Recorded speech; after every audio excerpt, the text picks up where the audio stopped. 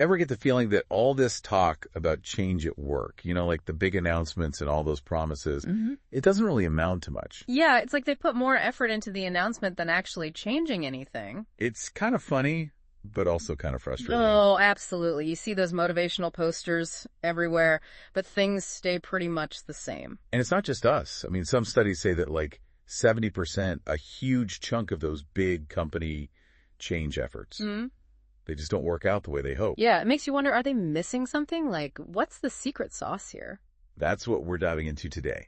You're listening to The Deep Dive. Where we take a deep dive. Exactly. We look at all sorts of stuff, books, articles, whatever, and try to pull out the really useful bits, the stuff that can help us understand these tricky topics. And today? Today, it's all about change.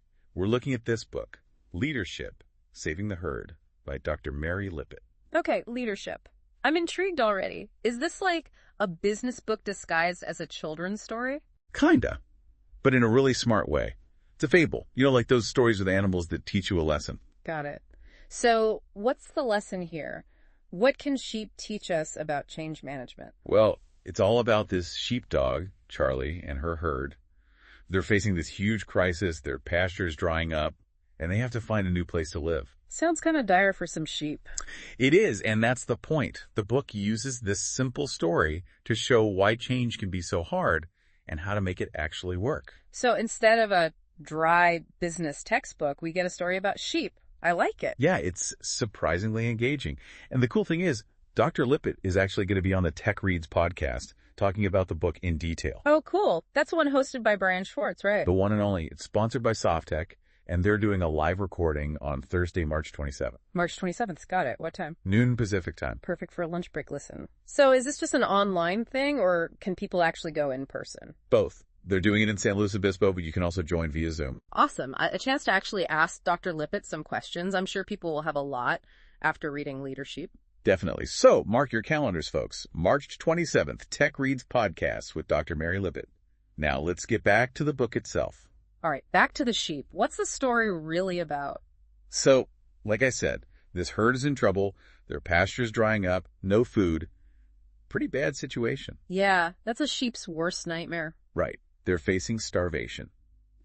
And this sheepdog, Charlie, she finds this amazing new meadow across a river. Sounds like the perfect solution. You'd think so, but of course it's not that easy.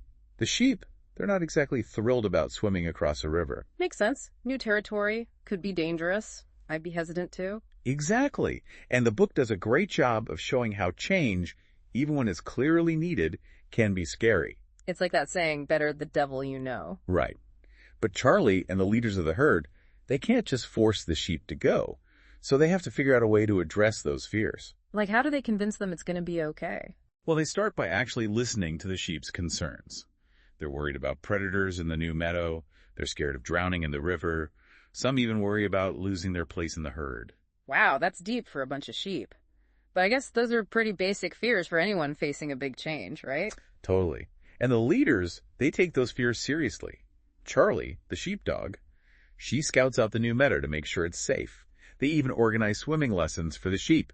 Swimming lessons for sheep? That's hilarious. Right. But it's also brilliant. It's about building confidence, showing them they can handle the change. I like that. It's not just about telling them to change. It's about giving them the tools to actually do it. And then there's this group of younger sheep, the yearlings. They're a bit more adventurous. Ah, the young ones, always eager to shake things up. Exactly. And they actually go check out the new meadow and come back with glowing reports about how great it is. Word of mouth, right. Sometimes that's the best advertising. Totally. Seeing those young ones thrive in the new place, it starts to change the minds of the older sheep. They start to see that maybe, just maybe, this change isn't so bad after all. So there's hope for the old sheep yet. There is. And that's where the book gets even more interesting. The second part is called the Change Framework, and it lays out a 5-step plan for making change happen. Okay, so they go from a story about sheep to a practical guide. Exactly. Dr. Lippitt takes the lessons from the fable and turns them into actionable steps. So what are these 5 steps? Well, we don't have time to go into all the details here, but they cover things like defining the change you want to make, getting everyone on board, giving people the skills they need. Sounds like a good recipe for avoiding that 70% failure rate we talked about earlier. That's the idea. And if you want the full scoop, you know where to go. The Tech Reads podcast with Dr. Lippitt on March 27th. Definitely. Now, I'm curious, did the book get any good reviews? I mean, from actual experts, not just sheep. Oh yeah, it got some serious praise. People like Chip Arbell, David M. R. Covey, Marshall Goldsmith, they all loved it. Those are some big names in the leadership world. What did they say about it? They call it insightful, practical, and a masterful blend of storytelling and leadership principles. Pretty impressive, right? Definitely. So it's not just a cute story. It's actually got some real substance to it. Exactly.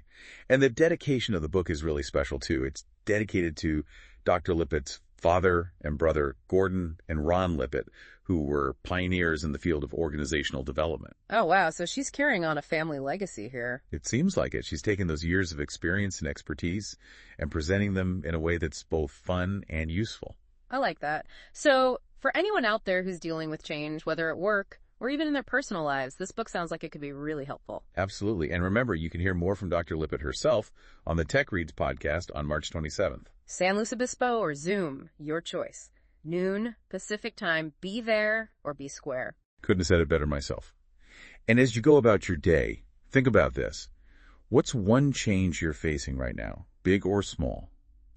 How would you explain that change if you were telling it as a fable, like with animals or something? It's a good exercise, right? Sometimes stripping away all the complexity can help you see the heart of the issue. And who knows, you might even come up with a brilliant solution, just like those clever sheep. Maybe we all need to think a little more like sheepdogs. Thanks for joining us on The Deep Dive. Until next time.